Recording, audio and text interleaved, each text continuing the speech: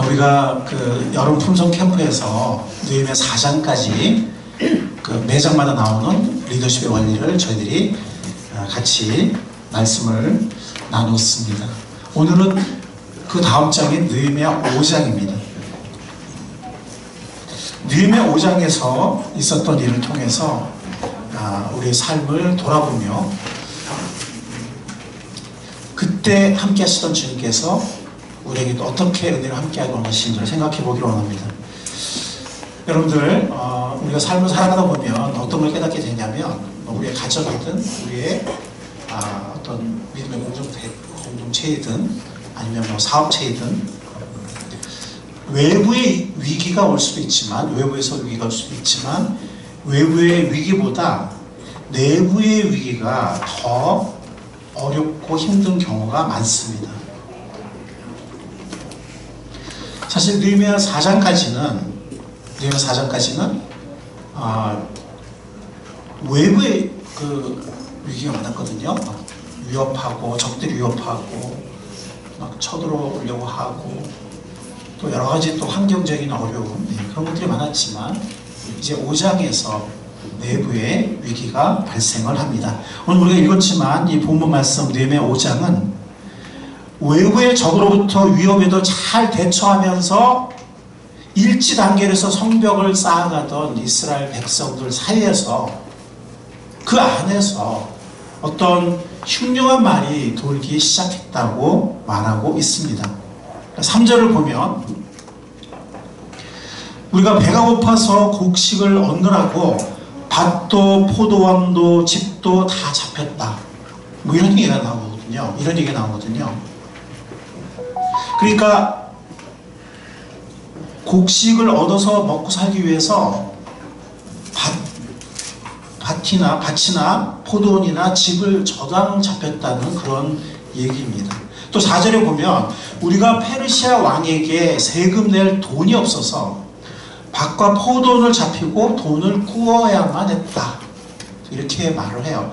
그러니까 포로민들, 다시 돌아온 포로민들, 또 원래 살고 있었던 사람들, 여기가 경제로 낙후된 지역이었고 한때 폐허된 지역이기 때문에 뭐 산업체가 많을 리도 없겠고 뭐 농사나 약간의 상업 뭐 이렇게 살아갔을 텐데, 그러니까 굉장히 경제가 어려운데 지금 막 흉년이 찾아오고 또 페르시아 왕에 바칠 식민지니까 페르시아 왕에 바칠 세금은 또 많고 막 이런 상황이었던 거예요. 그러다 보니까 급하니까 먹고 살아야 되니까 곡식을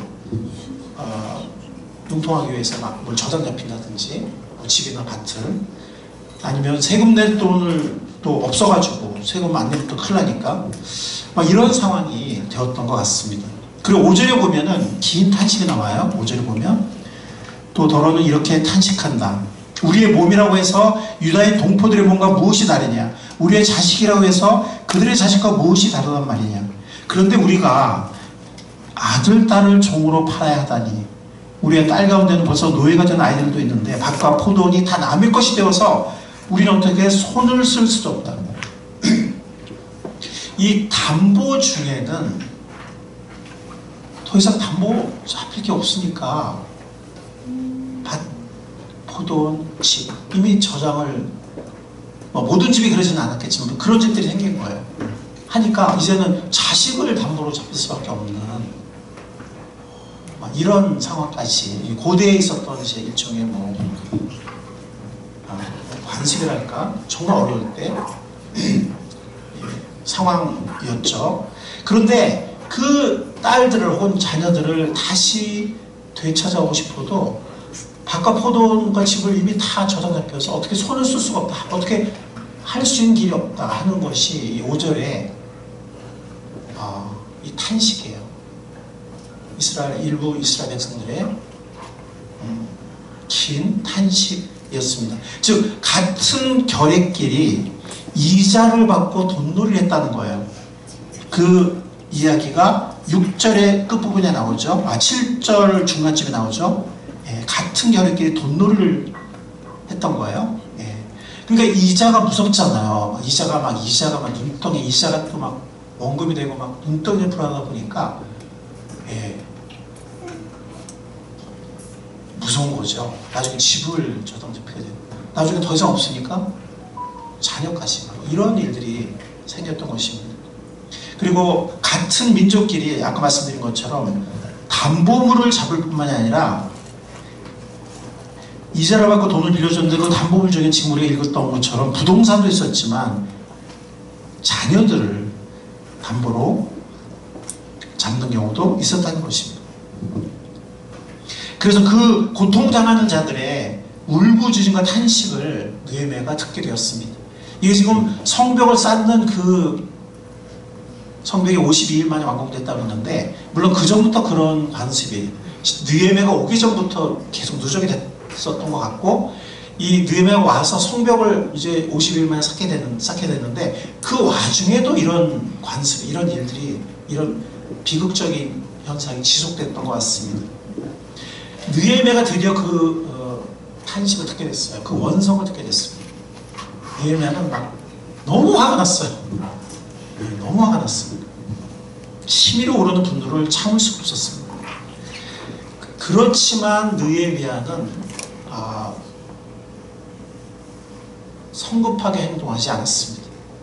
느헤미야는 분기탱천하여서 성급하게 순간적으로 감정적으로 대응할 수도 있었지만 그렇게 하지 않았습니다. 느헤미야는 신중하고 단호하게 대처했습니다. 그래서 7절에 보면 7절 나는 그들이 울부짖는 내용을 어떻게 다뤘죠? 신중하게 살핀 다음에. 얘기를 전에 들었을 때는 너무 화가 났던 거예요, 느헤미야가. 왜냐하면 6절에 보면 그들의 울부짖음과 탄식을 듣고 보니 나 또한 치밀어 오르는 분노를 참을 수가 없었다, 이렇게 말하거든요. 아주 리얼하게 묘사됐잖아요, 그죠? 그러니까 막 정말 그 순간은 너무 화가 나는 거예요, 느헤미야가. 세상에 이럴 수가 있나 막 이래가지고 너무 화가 났는데 그 분노에 따라서 순간적으로 행동하지 않았다는 거예요, 느헤미야가. 화가 났지만 그들이 울부짖는 내용을 신중하게 살핀 다음에 그랬습니다. 뭘 살폈을까요? 저는 먼저 이런 행위가 과연 율법에 맞느냐, 율법에 어긋나느냐, 그것부터 살폈을 것 같아요. 사실은 이 얘기를 듣기 전에 느헤미야가 바빴어요, 안 바빴어요? 뭐 하고 있었어요? 성벽 열심히 쌓고 있었고, 그게 성벽만 쌓고 있었나요? 아니잖아요. 한 손에 또 창을 들고 막 언제 막 적들이 쳐들어올지 모르니까 한 손에는 막 무기 들고 한 손에는 막 짐 들고 이러면서 지금 엄청 바쁘게, 그리고 밤에도 경비소가 막 이러고 있었잖아요. 그런 와중에 이런 소식이 들려왔고 이런 말들을 듣게 된 거예요. 그래서 너무나 화가 났지만 느헤미야는 먼저 신중하게 살핀 다음에 라고 말합니다. 여러분, 율법은 여기에 대해서 뭐라고 말할까요? 하나님 말씀. 어떨 것 같아요? 이자를 받아라, 받지 마라. 율법에 보면은 이방인한테도 받아도 된다고 그랬어요. 그러나 같은 결의끼리는 이자를 받지 말아라 라고 율법에 나옵니다.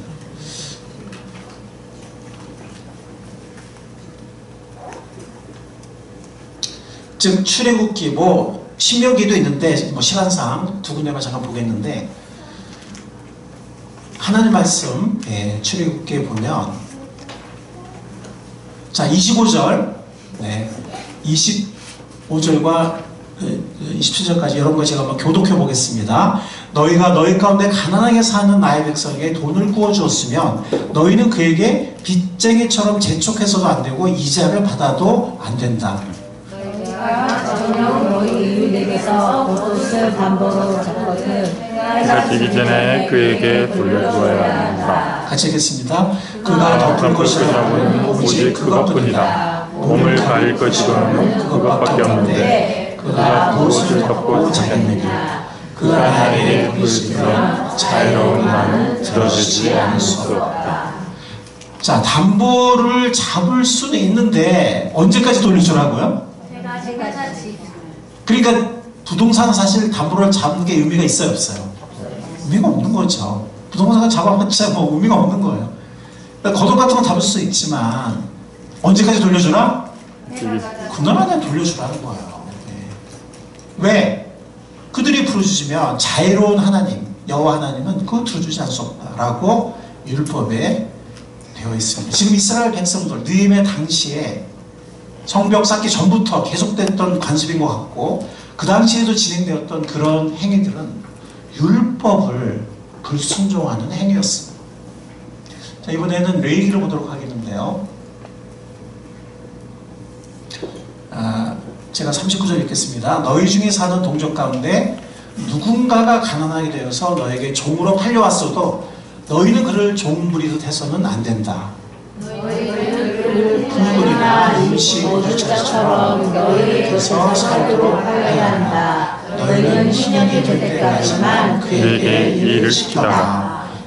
신년이 되면은 신년은 50년마다 오는데 만약에 사실 이렇게 동족을 노예로 팔 수 없게 돼 있어요. 근데 어떻게 하다 보니까 뭐 이렇게 팔려온 경우가 있었다 하더라도 만약에 10년 후에 희년이다 그러면은 무조건 자유이 되는 거예요. 예. 제일 이제 최악의 경우는 이제 희년 지나자마자 그랬을 경우는 50년을 기다려야 되지만 만약에 중간에 그랬다 그러면 20년이면 근데 희년이 오기 전에도 종이 아니에요. 뭐라 그랬죠? 종 부리듯 해서는 안 된다 그랬어요. 품꾼은 그냥 공짜로 부릴 수 있어요 없어요? 품꾼은 뭘 줘야 돼요? 삭수를 줘야 돼요. 그 다음에 임시 거주자 그냥 같이 사는 누가 이렇게 손님이 와서 뭐 한 몇 달 또 옛날에는 뭐 손님 돼서 잘했거든요. 그럼 같이 살다가 뭐 그런 식으로 언젠가 이렇게 보내 희년 때 풀어줄 그런 사람처럼 종이 아니라는 거예요. 그럼 이 사람을 나중에 어떤 경제적인 이유 때문에 다른 사람에게 팔 수 있을까요 없을까요? 돈 받고 할 수 있을까요 없을까요? 없어요. 왜냐면 그 종은 그렇게 할 수 있어요. 종. 근데 종이 아니기 때문에 다른 사람을 팔 수도 없고 이렇게 품꾼이나 임시 거주처럼 대접을 하다가 그러다가 실행이 되면은 자유로 보내야 되는 그런 조정인 거죠. 근데 그 전에 아무리 빚이 있고 해도 이렇게 하지 말라 그랬어요. 이렇게 된 경우도 이렇게 하라는 거고 사실 처음부터 이렇게 하지 말라라는 의미입니다. 그래서 그들의 지금 율법의 명령을 정리하면 율법의 명령을 이렇게 정리할 수 있겠습니다. 돈을 꿔줄 수는 있어요. 꿔줄 수는 있습니다. 근데 담보물을 잡아서는 안 돼요. 담보물을 잡고 돈을 꿔줘서는 안 됩니다. 특히 사람을 그런 경우는 율법에 아예 나오지도 않아요. 상상할 수 없는 일이에요.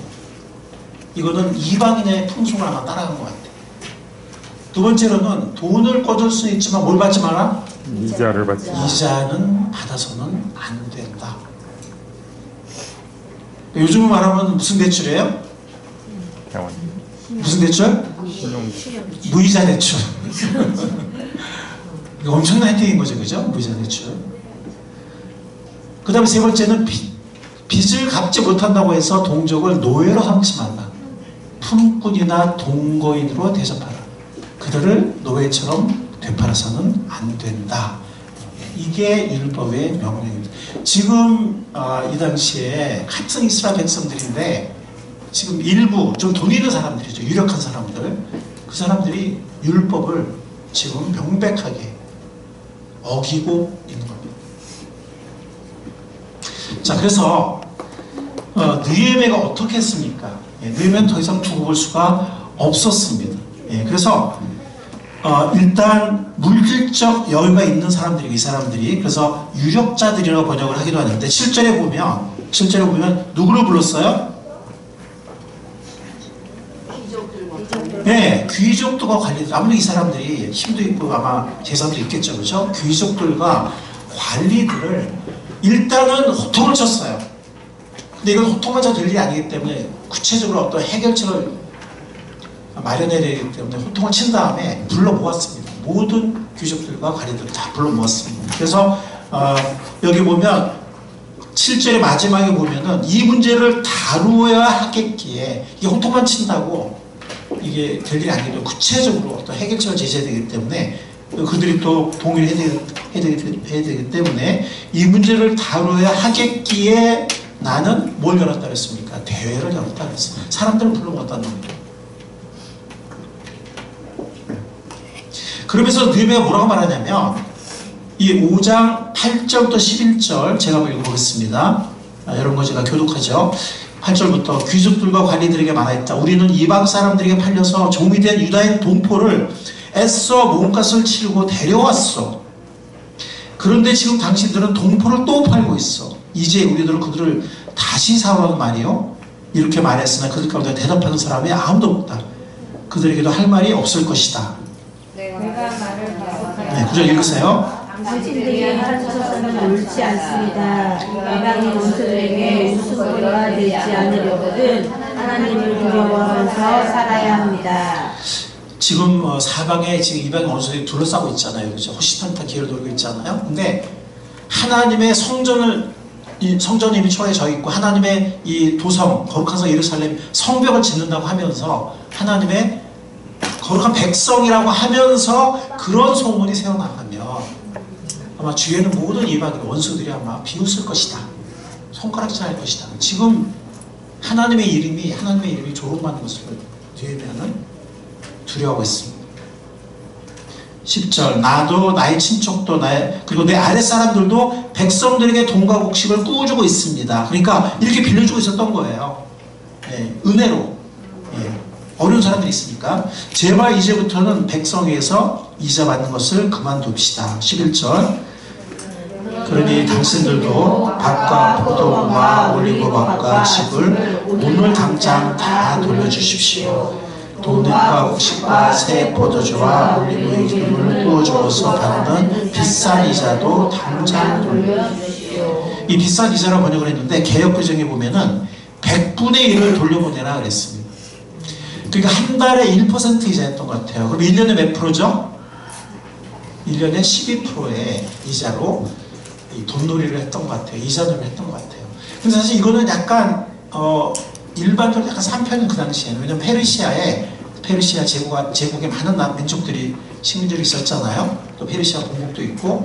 근데 페르시아 문화에서는 최소 20% 정도였다고 그래요. 그 당시 어떤 문헌이라든지 고고학적 발굴 이런 거 보면 20% 이상인 경우도 많았고. 그러니까 굉장히 고리대금이었던 거죠. 그러니까 아마 이 이스라엘 백성들은 아마 마음속에 합리화했을지도 몰라요. 아니 12%를 싸게 해주는 거야. 무슨 소리야. 이렇게 했을지 몰라요. 근데 지금 보면 뭐가 문제입니까? 싸게 준 게 문제가 아니라 하나님의 율법을 어떻게 했어요? 불순종했어요. 이게 문제인 거예요. 인간적으로 합리화했겠지만 그런다고 되는 게 아니에요. 하나님의 율법을 순종해야 돼요. 그들은 불순종했던 거죠. 그래서 지금 느헤미야가 백성들을 책망하면서 도전해요. 뭐라 그러죠? 이게 이방의 원수들이 웃음거리가 될 일이다. 그들하고 다른 게 뭐냐? 우리가 하나님의 선택받은 선민이고 거룩한 백성이라고 할 수 있는 오히려 조롱받는다. 이것을 두려워했습니다. 그리고 뭐라고 말합니까? 이자를 받지 말자. 뿐만이 아니라 그 100분의 1을 돌려주자 그랬으니까 뭐예요? 받은 이자까지도 어떻게 하자는 얘기예요? 돌려주자는 거예요. 받은 이자까지도 돌려주자. 근데 여기는 청유형이에요. 청유형. 영어로 let's예요. let's. 그 말은 뭐예요? 느헤미야와 느헤미야의 부하들, 그 권속들도 꽂았다고 써요? 안 꽂았다 그랬어요? 꽂았어요. 근데 이자는 안 받았던 것 같아요. 느헤미야의 경우에는. 어쨌든 자기도 꽂았으니까 자기를 포함해서 우리 그렇게 합시다. 이자 받지 맙시다. 뭐 자기는 이미 안 받았지만 그 사람들한테 권면한 거예요. 그리고 받은 이자 돌려주자. 그 사람들 이렇게 힘든데 뭐 정말 아무도 없어가지고 이제는 뭐 딸들도 사올 수 있는 어떤 그런 능력이 안 되는데 받은 이자까지 돌려주자는 거죠. 그 다음에 담보물, 자녀들을 포함해서 담보물을 일체 다 돌려주자. 뭐 밭이나 뭐 포도원이나 집이나 다 돌려주자. 이건 명령형이에요. 왜냐면 느헤미야는 뭐 이건 안 했던 것 같아요. 이건 안 했으니까 이건 명령형이고. 자, 근데 이 부분에서 여러분들 제가 가만 묵상하다 보니까 어떤 생각이 들었냐면 만약 이 사람이 갚을 능력이 없어. 분명히 돈을 빌려줬는데 갚을 능력이 없어. 담보를 잡았죠. 그럼 어떡합니까? 은행이라든지 혹은 우리가 잡았으면 어떡합니까? 이걸 처분하죠. 그죠? 근데 지금 담보물을 다 돌려주라는 얘기예요. 그죠? 그러면은 돈을 빌려준 사람이 손해를 볼 수도 있어요, 없어요? 자, 생각해 보세요. 손해 볼 수도 있을까요, 없을까요? 예. 모르겠어요. 뭐 그 전에 뭐 이자를 많이 받았으면 손해 안 보겠지만, 진짜 막 너무 가난한 사람이야. 담보물을 받고 빌려줬는데 이게 보니까 안 돼. 그래서 담보물을 처분하려고 했는데 다 돌려주라고 그러면 돌려주면 어떤 경우에는 채권자가 손해를 볼 수도 있었을 거예요. 감수하자고. 왜? 지체들을 세우고 공동체를 세워야 되니까.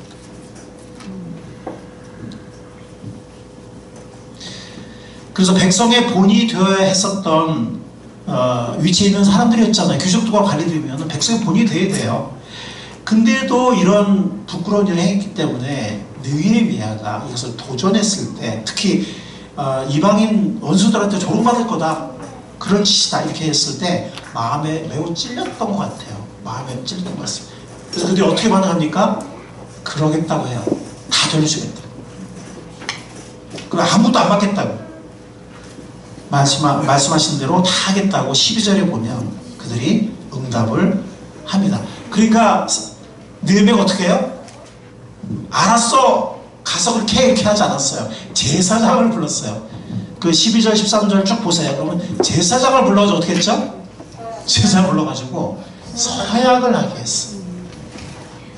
그리고 주머니를 털면서 만약 이 서약을 지키지 않는 사람, 하나님이 그 집과 재산을 이렇게 다 털어버릴 거다.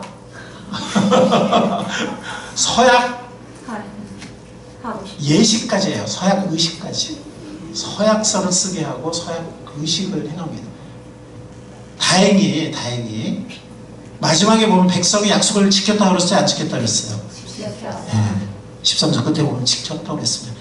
어떤 사람은 손해 안 받겠지만 어떤 사람은 손해보는 사람도 있었을 거예요. 그러나 그들 마음에 찔렸고 회개했고 서약을 했고 약속을 지켰습니다.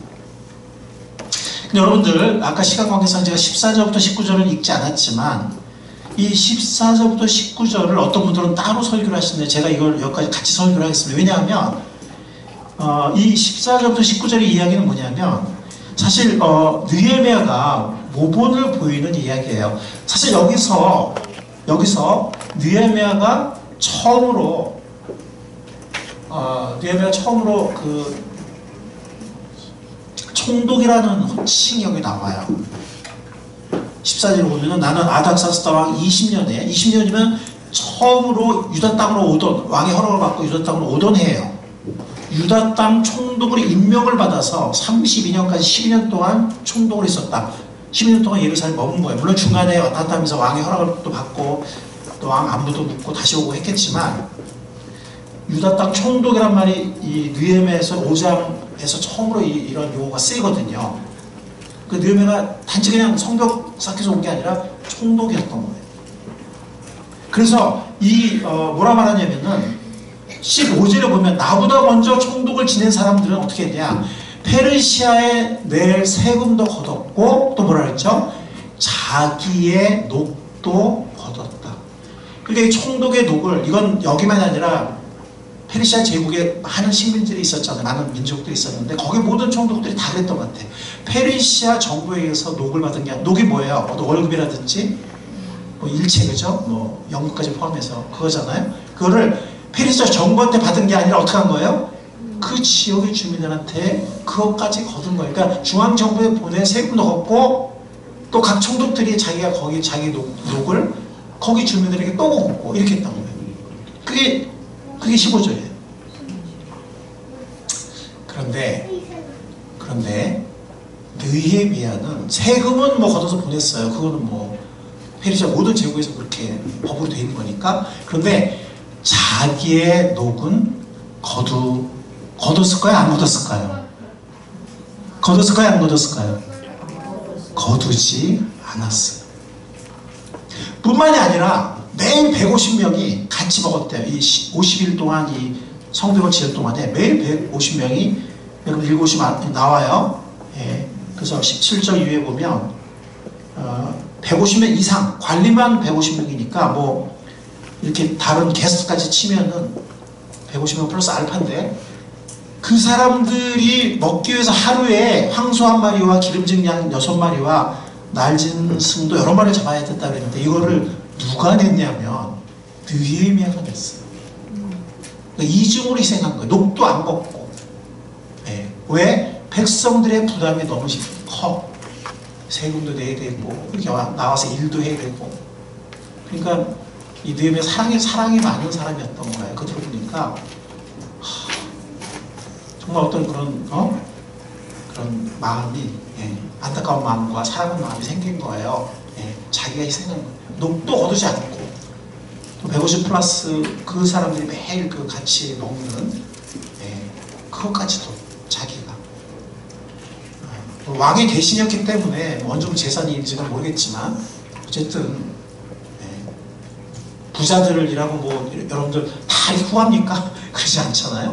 근데 얼마큼 부자인지는 모르겠어요. 뭐 왕 정도는 아니었을 거고 어느 정도 재산이 있었던 것 같은데, 그것을 아낌없이 녹도 거두지 않고, 자기 받을 월급도 거두지 않고, 이것을 자기가 섬겼어요.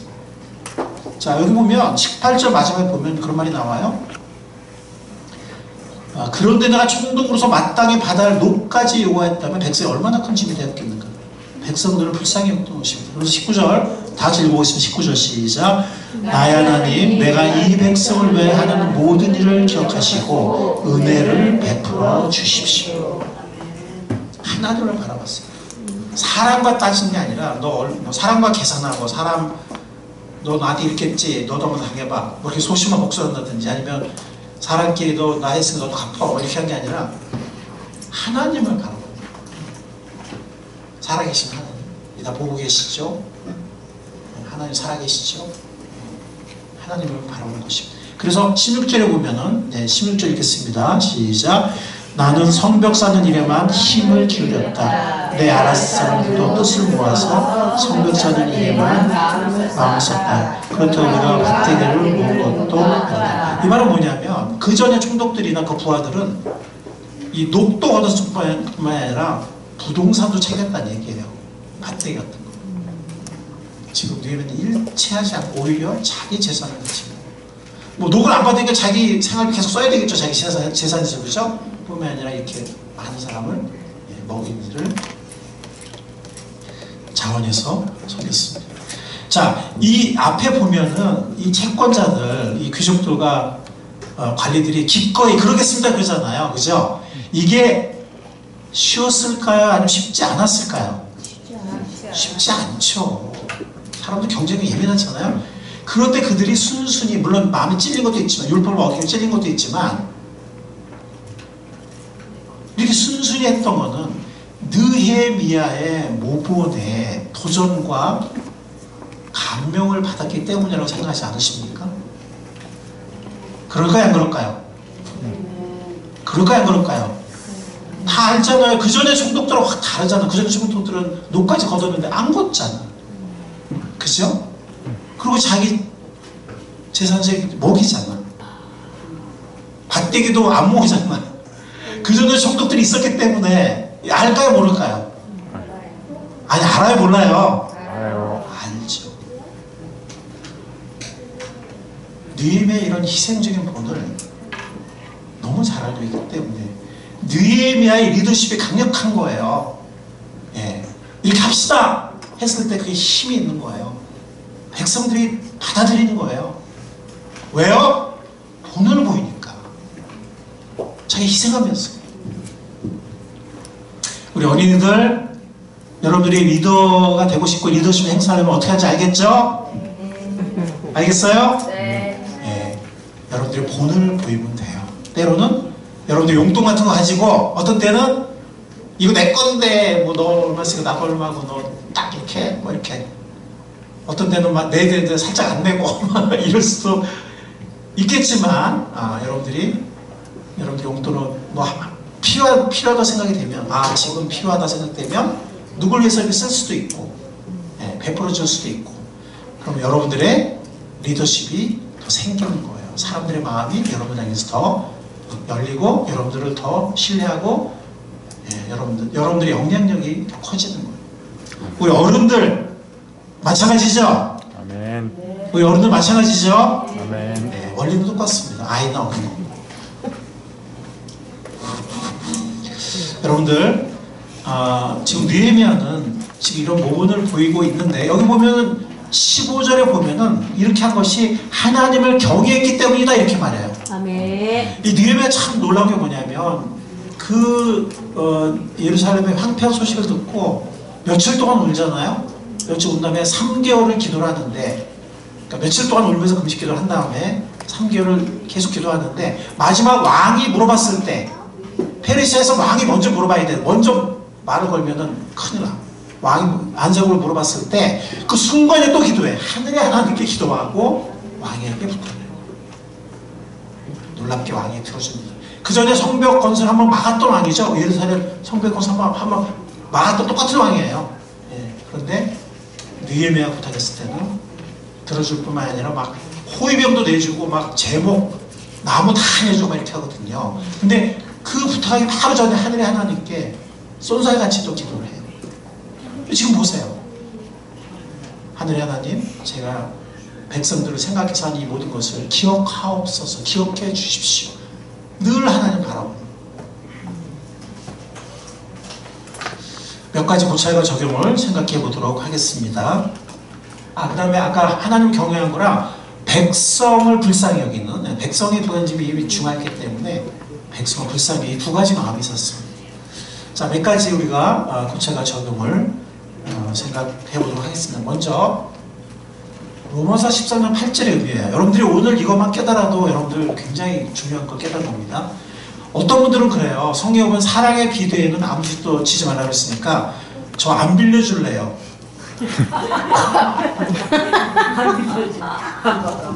그 말씀 다 인용해요. 이렇게 했는데 우리는 안 빌려준다고. 빚지 말라고 했잖아요. 이렇게 말합니다. 근데요, 제가 이 로마서잖아요. 로마서의 권위 세계적인 석학들, 성경 학자들 쫙 봤는데요. 이게 그리스도인들이 아예 빚을 지지 말라고 하는 것이 아니고, 또 그리스도인들은 빌려주면 안 된다는 말이 아니고, 자신이 진 빚을 계약 조건에 따라서 가능한 한 빨리 신속하게 갚아라 이런 뜻이에요. 그 빚을 빨리 갚으라는 거예요. 놀라운 의미가 있어요. 반전의 의미가 있습니다, 여러분들. 어떤 분이, 이건 그 로마서 유명한 주석에 나오는 걸 제가 그대로 읽겠어요.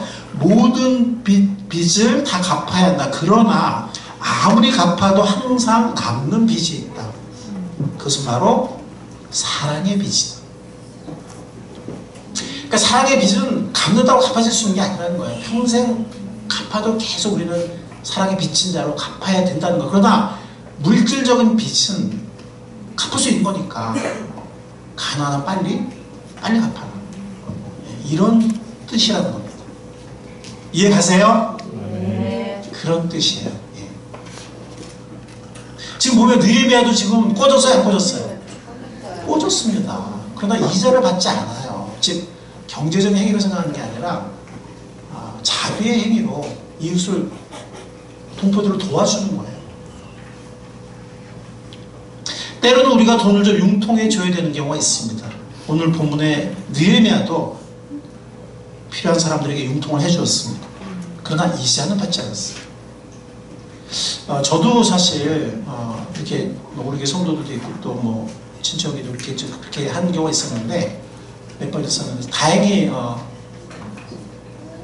여동생 외에는 다 이렇게 잘 갚아줬어요. 이렇게 신실하게. 여동생은 제가 그냥 준 거라 생각을 해요. 잊어버렸어요. 근데 어떤 특별한 경우에는 돈을 회수 못하는 경우도 감수할 생각을 해야 됩니다. 그래야 마음이 힘들지 않아요. 예. 물론 융통받은 지체, 도움을 받은 지체는 빚을 빨리 다 갚으려고 최선을 다해야죠.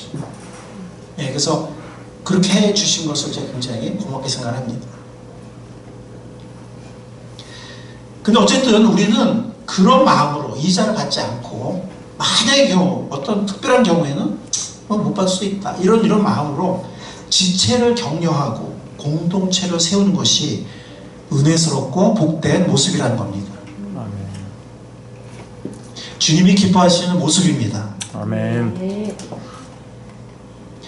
이 말씀의 의미를 우리가 마음에 새기고, 그렇지만 빚은 없는 게 좋긴 하죠. 그래서 가난 빨리 갚고, 그러나 사랑의 빚은 다 갚을 수 없는 빚이기 때문에 우리가 주님께 빚졌고 또 다른 사람에게 빚졌고, 이것은 우리가 평생 갚는 빚이 바로 사랑의 빚입니다.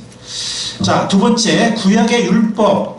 구약의 율법도 중요해요. 그래서 느헤미야 때는 구약의 율법이 적용이 됐죠. 구약이니까. 우리는 신약 시대에 살고 있고 새 언약의 시대에 살고 있고 그리스도의 법 아래에 있습니다. 즉 우리는 주님이 우리를 사랑한 것 같이, 이 원리가 너무나 중요한 거예요. 주님이 우리를 사랑한 것 같이. 우리의 경제 생활에서도, 우리 어떤 재정적인 생활에서도 이것을 기억합시다. 세상적인 원리를 들여오는 게 아니고 주님이 우리를 어떻게 사랑하셨는지, 부유하신 분으로서 우리를 위해서 가난해지심으로 우리 모두를 부유케 하신, 그리고 목숨까지 희생하신 그 사랑을 생각하면서 우리가 행동하는 것이 구약의 모든 율법을 뛰어넘는 우리의 삶이 되리라 생각합니다. 마지막 세 번째는 오늘 말씀의 핵심인데요. 자, 우리 다 같이 한번 읽어보겠습니다. 시작. 경제적 이기심을 버리고 때로는 필요의 정지체를 위하여 경제적 희생을 해서라도 사랑으로 공동체를 세운 것이 중요합니다. 아까 우리가 여러분과 같이 고찰했었는데, 어떤 채권자들은 손해를 볼 수도 있었다 없었다? 있었다. 담보를 다 돌려줄 경우에는. 그렇지만 그들이 순종했어. 왜? 느헤미야에 너무나 도전되는 복된 모본이 있었고 또 율법을 알게 됐고, 그래서 그들이 순종했습니다. 그래서 우리도 우리가 어떤 경우에 부딪힐지는 우리가 그건 다양한 경우가 있을 수 있겠는데, 어쨌든 이게 원리라는 겁니다. 우리가 이 경제적인 면에서 우리 지체들 간에는, 하나님의 같은 자녀들 사이에서는 이렇게 경제적인 어떤 그런 이익이나 이기심, 그런 접근이 아니고, 때로는 정말 내 몸처럼 사랑하는, 주님이 우리를 사랑하는 것처럼 사랑하고, 그 다음에 어떤 때는 희생을 하는 경우가 있다 할지라도 사랑으로 공동체를 세우는. 아멘. 아멘. 아멘. 주님의 사랑을 기억하면서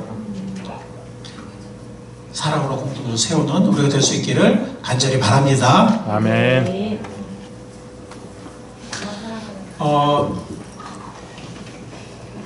이것이 좀 하나님이 기뻐하시는 그런 모습이고, 전도에도 강력한 본이 돼요. 전도에도. 왜냐면 세상에는 이런 공동체가 있어요, 없어요? 있어요, 없어요? 없습니다.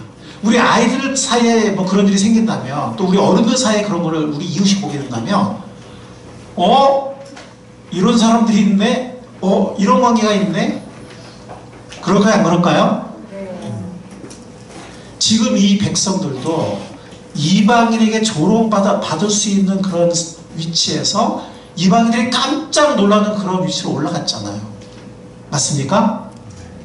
맞아요? 아멘. 지금 느헤미야 때 이스라엘 백성들을 조롱받을 수 있었던 그런 위치에서 이 언약을 지키고 순종함으로써 이 주의 백성들이 깜짝 놀랄 그런 위치로 올라갔어요, 안 올라갔어요?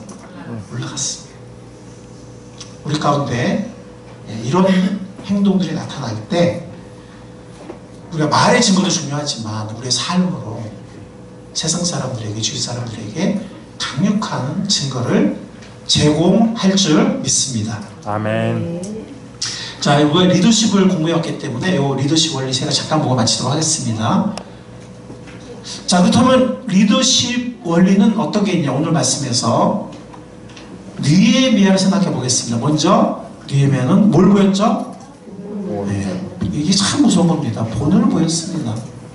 그래서 느헤미야는 강력한 리더십을 얻었습니다. 우리 이 두 번째 문장 우리 큰 소리 한번 읽어보겠습니다. 우리 아이들도 시작. 본을 보이는 리더가 강력한 리더십을 얻는다. 근데 이 느헤미야 참 훌륭한 게 뭐냐면 문제의 해결을 미루지 않았어요. 왜냐면 이제 52일 만에 성벽을 져야 되는데 지금 이 문제를 내버려두면 돼요, 안 돼요? 돼요, 안 돼요? 단합이 안 되죠. 예, 분열이 일어날 겁니다. 예. 성벽 지을 수가 없어요. 50일만 지을 수가 없어요. 바로 문제를 해결합니다. 문제를 미루지 않고 즉각 해결했습니다. 이런 사람이 리더입니다. 아멘. 네, 이런 사람이 리더예요. 예. 미루고 이런 게 아니라 그런 사람입니다. 어떤 사람이 하도 일을 미루는 습관이 있어가지고 제가 얘기 하나 해줄게요. 어떤 사람이 하도 일을 미루는 습관이 있어가지고 나도 좀 일을 미루는 습관이 있다 한번 제가 이렇게 살짝 손 들어볼까요? 우리 아이들도 그렇고 어른들. 근데 그 일을 미루는 습관이 있는 사람이 있었는데 일을 미루지 않고 해결하는 법이라는 책을 샀어요. 근데 그 책을 읽는 거를 미룬 거예요. 언제까지? 죽을 때까지. 그 사람의 묘비에 새겨진 것이 평생 밀다가 이제는 더 이상 미루지 않겠다. 그런 게 묘비에 새겨졌다 그래요. 네.